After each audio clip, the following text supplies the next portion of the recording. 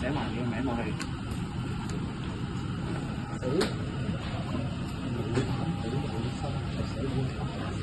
趙于人咧，趙宇啊，係啊，當年呢隻亞視咧有個監製嘅，個名叫趙宇強，真㗎，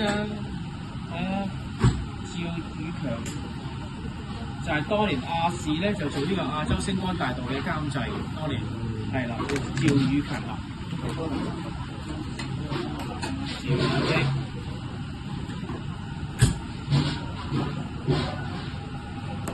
嗱，呢啲咩字？真誠。真誠，透過呢兩個字，你一定拍嘅片會更加成功。哥哥以前都係拍片嘅，哥哥拍過好多條片，又拍過超過100條片。我又做過電影啦、電視劇我都有做過，其實係啦。咁叫真誠呢兩個字點解咧？就係話俾你聽，就係你真誠，你嘅片就會有深度。因為你例如我去拍一個人做洗廁所嘅，你就拍。呢段片咧冇意思嘅，但係你要背後諗下點解佢要去洗廁所咧？佢背後承受咗啲咩嘅壓力？洗廁所之後，究竟乾淨咗之後，啲客人又會點樣會覺得佢開心咧？係咪啊？曾經咧喺日本咧有個女手，有個嘅女嘅議員咧，就曾經當年而家係紅過定日本嘅，就係佢洗完個廁所之後，又滗一啖廁所水嚟飲。知點解佢滗一啖廁所水嚟飲？就係話俾人聽，佢洗嘅廁所係全個世界洗得最乾淨，亦都係代表佢在觀係最清廉嘅，係嘛？呢個就係真誠。OK， 咁你嘅真誠呢兩個字咧，亦都係你拍片，我要去拍一間餐廳，哇！你講到佢啲嘢好好食，天花龍鳳係咪啊？但係其實佢啲嘢根本唔好食嘅，但係你都要話到佢好好食，咁你覺得呢條片係真定假？假係咪啊？但係呢條片如果你覺得，假設你冇收廣告費之後，你去食人哋啲嘢，呢間嘢真係唔好食嘅，你個魚蛋粉你都可以轉。呢碗魚蛋粉真係幾一般，但係你唔好完喎。但係佢尚有改進空間。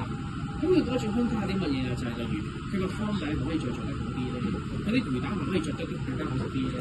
呢個就係俾佢嘅一個嘅 suggestion 意見係咪啊？咁你就做到真正兩個字真誠啊！咁仲有一個嘢就係細佬咧，可以再講下啲講法。例如你要去拍一條片，你都係講飲食啊，你中意拍飲食片係咪啊？咁你中意拍飲食片就係你去到一個地方，你去介紹人哋嘅嘢食，咁咧你就可以再做多啲就背後嘅搜集資料。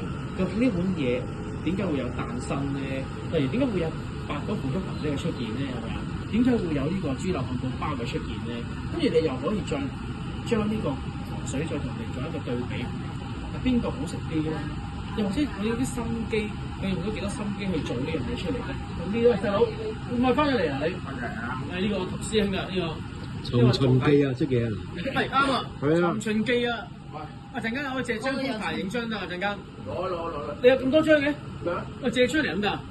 借我啱啱買飛。喂，可唔可以俾張我貼門咁得？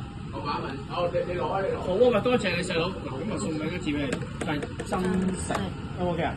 咁你就一定更加成功啦，好嘛？學到啲嘢先，細佬。OK，俾心機呢度，俾心機拍多啲好片，加油！哥哥會繼續睇你嘅片。咁呢張你 keep 睇先，幫我睇過。係啊，呢件衫好靚啊！我有見過呢間嘢。